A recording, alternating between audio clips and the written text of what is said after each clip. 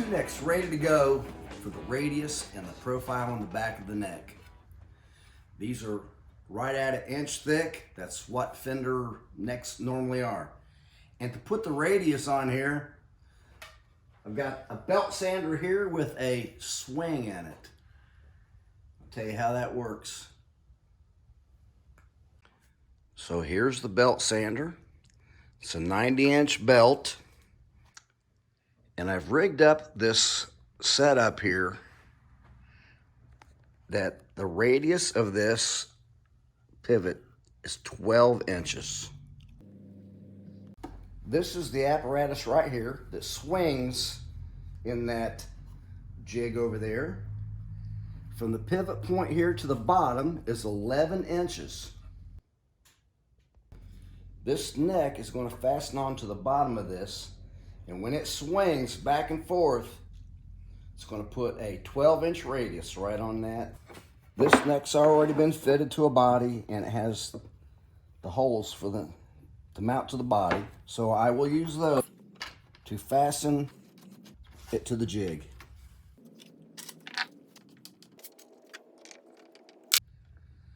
I've just got to make sure that it is centered on the jig. I ran a couple test pieces through here earlier, just shy of being an inch. So I've put some paper shims in here to just raise that axis just a few thousandths. I'll put some pencil marks across it so I can check the progress.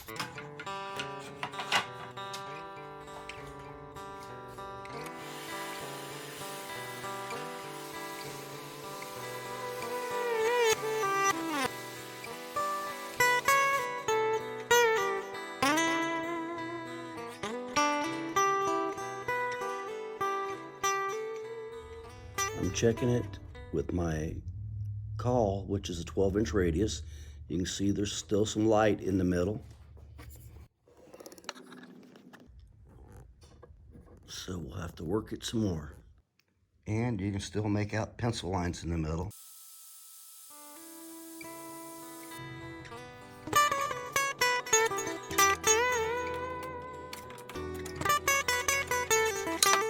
Check the thickness of the caliper.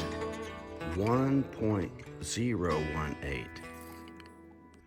1.010. Pretty close. An issue came up after I put the radius with the sander back here on this fretboard. My slots for the frets weren't deep enough anymore. So what was the problem? Well, I figured out the problem. This was a previous neck I had built, and the wood blank was just a hair over a 3/4. Check this out. If I get this right, you can see that the neck blank on the left, which is the first one I had, just around a 3/4, and the new one is thicker. So you can see that on the first one I did, the fretboard is still almost a 1/4 of an inch thick. On the new one, after putting the radius on, is only about 3/16. I reslotted these here, but I haven't reslotted this one yet. Look, it's not deep enough. So my solution to making the slots deeper was to remove this rib from the middle of my miter box so that the neck would fit in.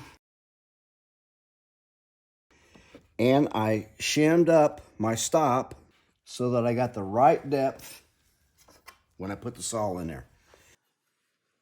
The surface of the fretboard turned out pretty good just from putting the radius on it. But just to make it even smoother, I used this 12-inch radius block with 320 grit sandpaper on it and went over the surface just a little bit more. When I put the frets in this neck, I'd already profiled the back. Now, when you press those frets in, you have to put a support underneath to press the frets. With this neck, I'm going to press the frets in before I profile the back. That way, there'll be a nice solid surface for doing so. I've already radiused some wire, fret wire, with my homemade fret wire radiuser.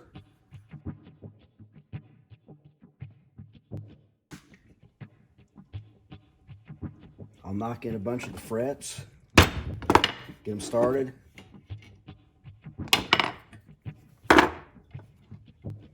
And I'll put it in the press.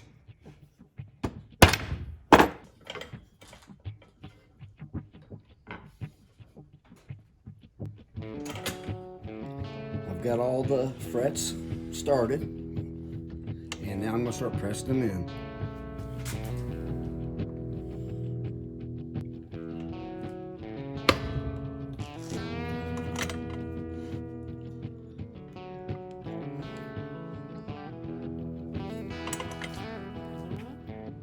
If there's enough sticking out that I can get to with my nipper, I'm just going to nip them right off as close as I can get. Not very many of them do. I'm gonna knock the edges off.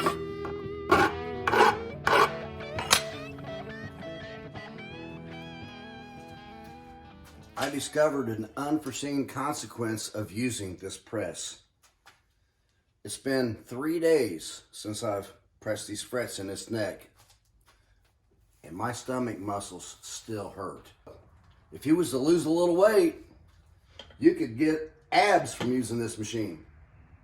I've got the neck that I fretted the other day in the profiling jig here. And because the neck carriage has slots in it, you can put in a pre-fretted, unprofiled neck. I've done something else different to this jig. I put ramps on each end. Now that's going to help to get this shape without it being totally squared off. I've gone to a lot of effort to make sure the neck is centered. I measure from the side of the fretboard up to the jig I have in here. And if I turn the neck over and measure from the fretboard up, it should be the same.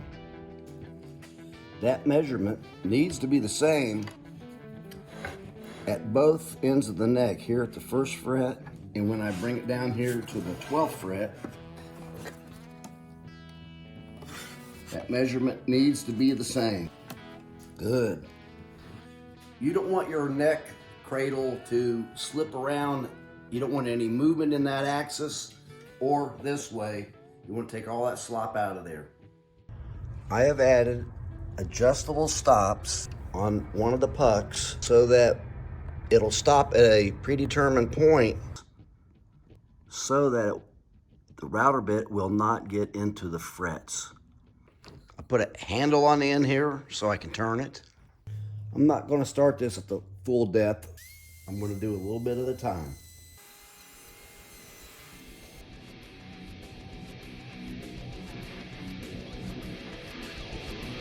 So there's how it looks so far.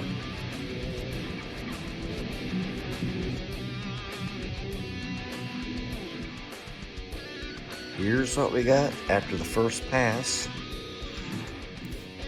I'm going to lower it and do it again. Here's the next pass.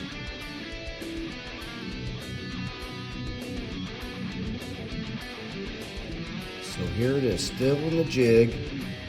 No sanding at all. This is all router.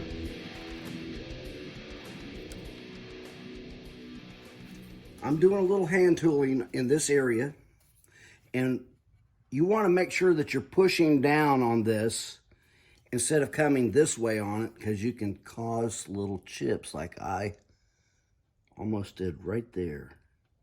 I think that'll be okay though. I think I can get that.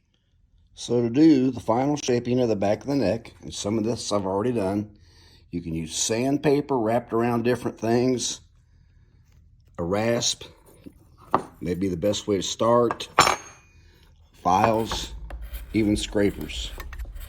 Here's the 2 necks I've been working on. This one, we got the frets in it, the back is profiled, a lot of the sanding's already done. A little more sanding. I'll probably put a true oil finish on it, and we'll still have to do a fret job. This neck's about done. This one still needs the frets and the profiling on the back. From now on, I think I'm going to put the frets in before I profile the back. I like the way this worked out. Be sure to subscribe, like, and share with your friends. Marvelous.